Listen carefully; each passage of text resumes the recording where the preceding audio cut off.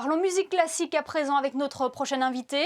L'Orchestre Philharmonique de Monte-Carlo a vu son quotidien chamboulé par la crise et a dû s'adapter aux différentes restrictions, aussi bien françaises que monégasques, pour continuer de se produire sur scène. Bonsoir Didier de Cotigny. Bonsoir madame. Comment l'OPMC s'est adapté aux mesures sanitaires? Vous avez pu poursuivre la programmation de la saison normalement?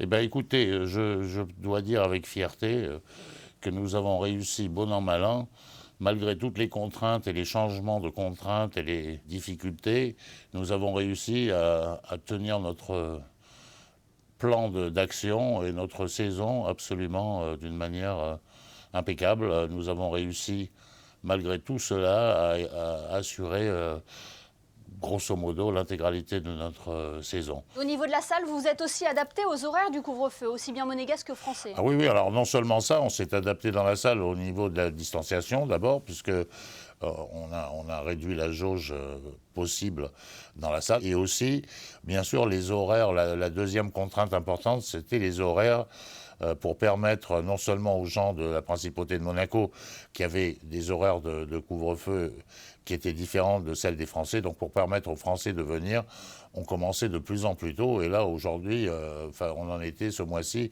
avec le couvre-feu en France à 18h, à commencer les concerts à 14h. Mais l'annonce de l'assouplissement des mesures à Monaco et en France va vous permettre d'accueillir un public plus élargi, là. Je dois dire que je suis assez surpris que les gens ont vraiment envie de venir et qu'il y en a certains qui maintenant doivent prendre leur journée ou au moins leur demi-journée pour pouvoir assister à une représentation à 14h. Donc si vous voulez, ça c'est assez positif.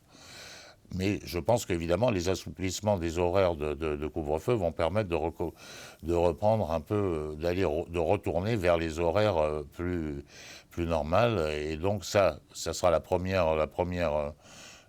premier effet des mesures d'assouplissement.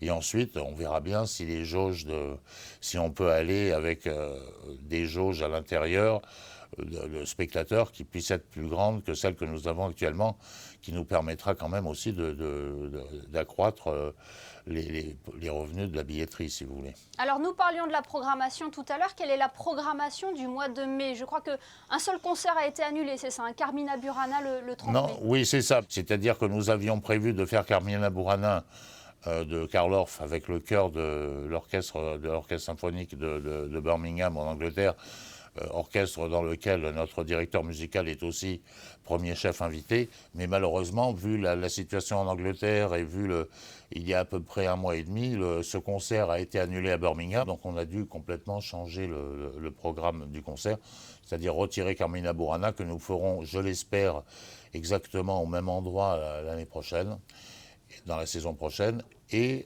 nous avons trouvé un programme de remplacement qui était absolument un programme de festival avec 2 solistes, puisque nous aurons la présence de la pianiste russe, la grande dame du piano russe, Elisabeth Leonskaya, en deuxième partie dans le deuxième de Brahms, et que nous aurons aussi en première partie, une première partie Berlioz avec les nuits d'été de Berlioz chantées par la merveilleuse Marie-Nicole Lemieux, qui était notre artiste en résidence l'année dernière.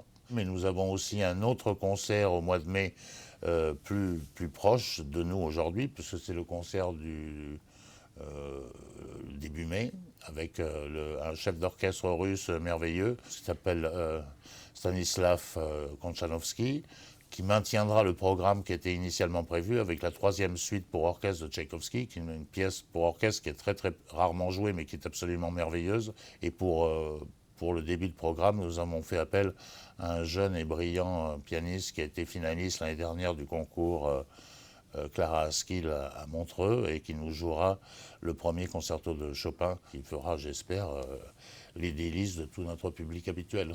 Didier de Cotigny, j'imagine que les musiciens chérissent le plaisir de pouvoir se produire sur scène actuellement. Ah écoutez, mais ça de toute manière, ça on ne le dira jamais assez.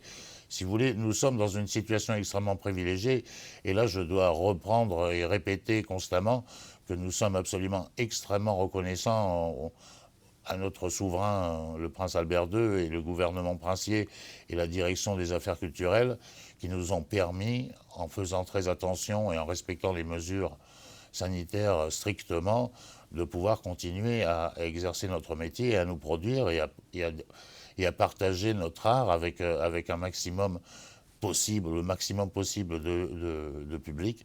Et ça a été vraiment quelque chose d'extraordinaire, parce que je crois que nous avons été, à certains moments, les seuls en Europe, si ce n'est pas dans le monde, à continuer, bon an, mal an, à exercer notre profession. Merci beaucoup, Didier de Cotigny, d'avoir été avec nous ce soir pour évoquer cette saison un peu perturbée de l'OPMC, mais Oui. qui poursuit quand même son chemin. Merci beaucoup. Exactement, merci beaucoup.